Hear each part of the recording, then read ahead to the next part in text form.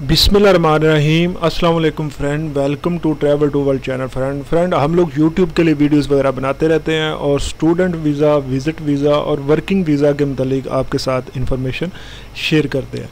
Friend हमारा जो channel है इसका जो थीम है वो ये है कि आपको गाइड करते हैं कि वर्किंग वीज़ा अगर आपने लेना है किसी कंट्री का तो वो किस तरह आप ले सकते हैं, विज़िट वीज़ा किस तरह अप्लाई कर सकते हैं, स्टूडेंट वीज़ा, स्टडी वीज़ा किस तरह अप्लाई कर सकते हैं। इसके साथ साथ जो हमारा काम होता है वो ये होता है कि आप लोगों के साथ इमिग्रेशन के मुतालिक इन्फॉर्मेशन शेयर करते हैं कि इमिग्रेशन की कोई भी न्यूज़ किसी कंट्री की जो कि वीज़ा के मुतालिक अपडेट्स हो तो वो कोशिश होती है हमारी कि आप लोगों के साथ शेयर किया जाए।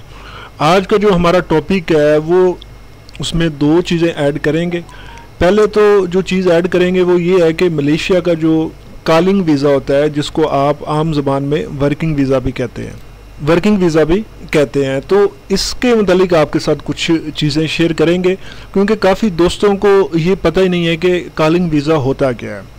फिर इसके साथ जो हमारा टॉपिक होगा वो ये होगा कि मलेशिया और दुबई में फ़र्क क्या है, यानी कि आपको मलेशिया आना चाहिए या दुबई जाना चाहिए। आप में से जो लोग दुबई में रह रहे हैं वो उनकी ख्वाहिश ये होगी कि वो मलेशिया में आएँ, जो मलेशिया में रह रहे हैं वो ये चाहते हैं कि यार हम लोग मलेशिया अच्छा नहीं है, दुबई चले जाएं। तो ये कुछ जो चीज़ें होती हैं वो बड़े जो है आपके लिए प्रॉब्लम करती होती हैं कि आप सही तरह से सेटल ही नहीं हो पाते। आज मैं मुकम्मल जो वीडियो है इन टॉपिक्स के ऊपर आपके साथ शेयर करूँगा, आपको बताऊँगा। सबसे पहले तो बात कर लेते हैं कि जी मलेशिया की जो यानी कि कॉलिंग वीज़ा है वो क्या चीज़ है। फ्रेंड देखिए, कॉलिंग वीज़ा जो होता है वो ये होता है कि जब आप मलेशिया के लिए वीज़ा अप्लाई करते हो वर्किंग वीज़ा, तो मलेशिया का सीन इस तरह का नहीं है जिस तरह दुबई का है। यानी कि आप दुबई विज़िट पे चले जाते हो, वहाँ पे आप जॉब ढूंढते हो, जॉब ढूंढने के बाद जिस कंपनी में आपको जॉब मिलती है वो कुछ कंपनीज़ जो हैं वो वहीं पे आपके विज़िट वीज़े को वर्क में कन्वर्ट कर देती हैं और कुछ कंपनीज़ ये कहती हैं कि ठीक है आप वापस चले जाए, आपको वर्क वीज़ा जो है वो हम भिजवा देते हैं। मलेशिया का बिल्कुल सीन इस तरह का नहीं है। मलेशिया का जो सीन है वो ये है कि आप लोगों ने पहले क्या काम करना होता है कि आप कंपनी के साथ आपका कॉन्ट्रैक्ट ही नहीं होता। मलेशिया बेसिकली वीज़ा निकालती है, उनकी कंपनीज़ जो है वीज़ा जब निकालती हैं तो वो मुख्तलिफ एजेंट जो हैं जो मलेशिया में बैठे हुए हैं, जो मेन पावर्स की कंपनीज़ हैं, वो वहाँ से जो वर्कर को डिलीवर करती हैं, जो वर्कर को यानी कि कंपनियों में मुहैया करती हैं, वो सारे उनके साथ कॉन्ट्रैक्ट कर लेते हैं। अब वो उनके साथ जब कॉन्ट्रैक्ट करते हैं तो उनसे वो वीज़े ले लेते हैं। वीज़े लेने के बाद वो फिर मुख्तलिफ़ कंट्रियों में जो गरीब ममालिक हैं जिसमें इंडिया, पाकिस्तान, बांग्लादेश, नेपाल, श्रीलंका, इंडोनेशिया, ठीक है, ये वो कंट्रीज़ हैं जो गरीब हैं, इनमें फिर वो क्या करते हैं कि यहाँ पे जो मौजूद एजेंट होते हैं उनसे वो बात करते हैं कि हमारे पास इतने वीज़े हैं तो हम लोग ये वीज़ा आपको पाकिस्तानी अमाउंट में तकरीबन 3.5 लाख का 4 लाख का देंगे, तो अगर आपने ये वीज़ा लेना है तो आप हमारे से परचेज़ कर लें तो आप लड़के हमें भिजवा सकते हैं। उसमें फिर ये होता है कि वो पाकिस्तान में जो एजेंट बैठे होते हैं, जो ट्रैवल एजेंसीज़ होती हैं, जो वर्कर को मेन पावर वाली जो कंपनीज़ होती हैं जो वर्कर देती हैं दूसरी कंट्रीज़ को, वो फिर उनसे वीज़े परचेज़ करते हैं। उनको वो वीज़ा मिसाल के तौर पे मिल जाता है 2.5 लाख का। वो आगे जो उनकी सेल होती है वो तकरीबन 4.5 लाख रुपए, 5 लाख रुपए तक ले जाते हैं। तो ये मैं आपको एक आइडिया दे रहा हूँ, ये नहीं है हरगिज़ के वो 2.5 लाख का ही वीज़ा मिलता है और ये 4.5 लाख का ही बेचते हैं। महंगा भी हो जाता है, इससे सस्ता भी हो जाता है। एक आइडिया जो है वो मैं आपके साथ शेयर कर रहा हूँ। वो फिर इस तरह करते हैं कि वो वीज़े परचेज़ कर लेते हैं जो पाकिस्तान, इंडिया, नेपाल में बैठे होते हैं।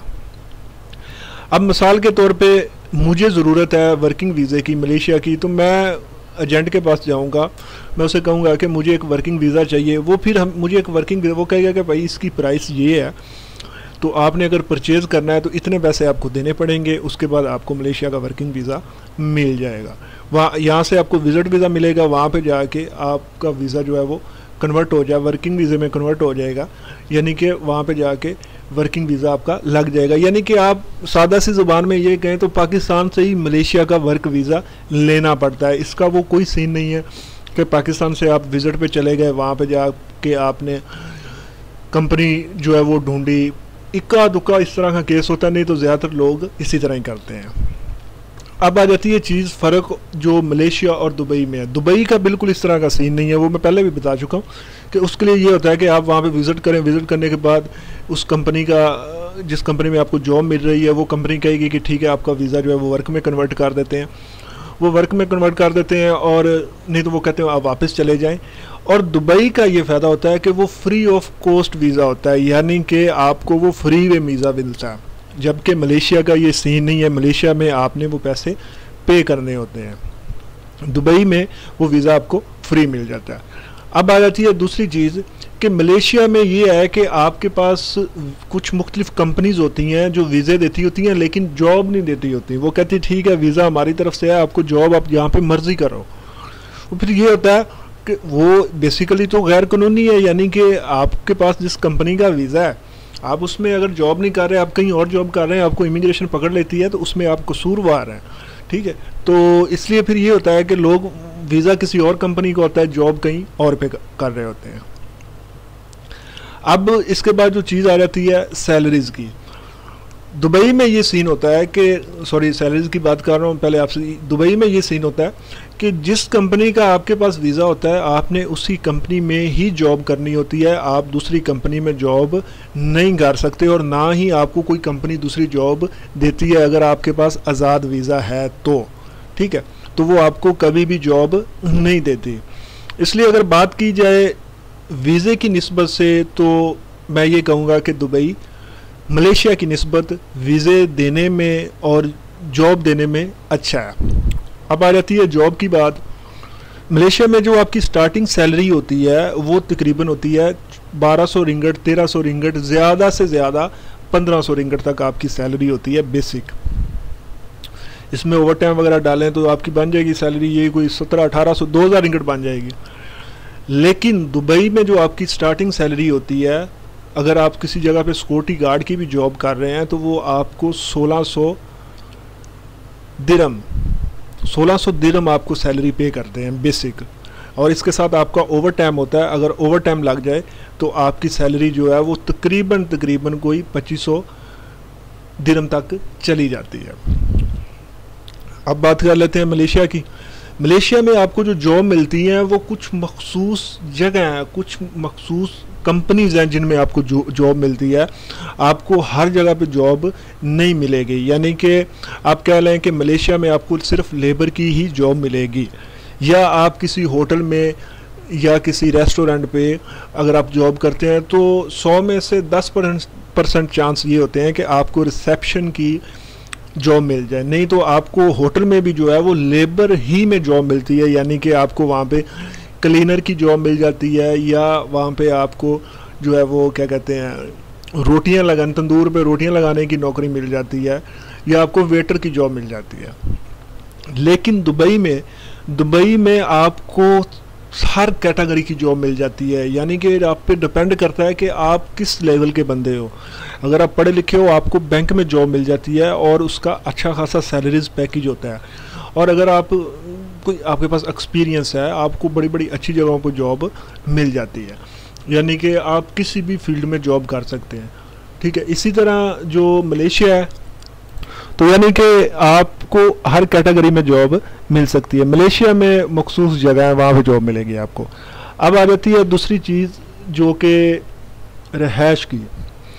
मलेशिया में एक चीज़ जो सबसे अच्छी है, यहाँ पे रहायश और ख़ाना बहुत सस्ता है, यानी कि आप जो है वो 300 रिंगट में आपको रूम मिल जाता है, और ज़्यादा से ज़्यादा 300-250 रिंगट में आप मंथली जो है अपना जो खाने पीने का सर्किट है वो चला सकते हैं। अगर घर में बनाएं तो आपका चल जाता होता है मेस का जो सिस्टम है, जबकि दुबई में महंगा है, दुबई में इसकी निस्बत महंगा है। लेकिन वो चीज़ वही आ जाती है कि दुबई में आपकी सैलरीज अच्छी होती हैं। अब दूसरी चीज़ आ जाती है मलेशिया की और दुबई की, कि मलेशिया से आप किसी दूसरी कंट्री इजीली मूव नहीं कर सकते, यानी कि अगर आप चाहते हैं कि मलेशिया से आपने यूरोप की तरफ मूव करना है या किसी और कंट्री की तरफ मूव करना है तो ये नामुमकिन है। आप मलेशिया से मूव बड़ी मुश्किल से कर सकते हैं। हाँ, अगर आपके पास मलेशिया में कोई अच्छा खासा बिजनेस है तो फिर अगर आप कारोबार कर रहे हैं और आपके पास अच्छी कैटेगरी का वीज़ा है जिसमें आ जाता है प्रोफेशनल वीज़ा, DP10 का वीज़ा, तो फिर आप इजीली मूव कर सकते हैं किसी दूसरी कंट्री में। लेकिन उसके लिए इन्वेस्टमेंट चाहिए। एक जो आम जनरल वर्कर बंदा है वो तो बेचारा नहीं कर सकता। जबकि दुबई से आप किसी भी कंट्री में मूव कर सकते हैं, आपके पास कोई भी वीज़ा हो। ये बात ज़हन में रखें, कोई भी वीज़ा हो, आप किसी भी कंट्री में मूव कर सकते हैं बड़ी आसानी से। अगर आप दुबई में 1 साल से 2 साल से काम कर रहे हैं तो अब तो सबसे अच्छा ऑप्शन यूरोप की कंट्री माल्टा का है। वो 6-7 माह का एक्सपीरियंस मांगते हैं आपको और लेबर डिपार्टमेंट में वो मंगवा रहे हैं और बड़ी तादाद में लोग दुबई से यूरोप की तरफ मूव कर रहे हैं। दुबई से आप विजिट वीज़ा बड़ी आसानी से ले सकते हैं किसी यूरोपियन कंट्री का।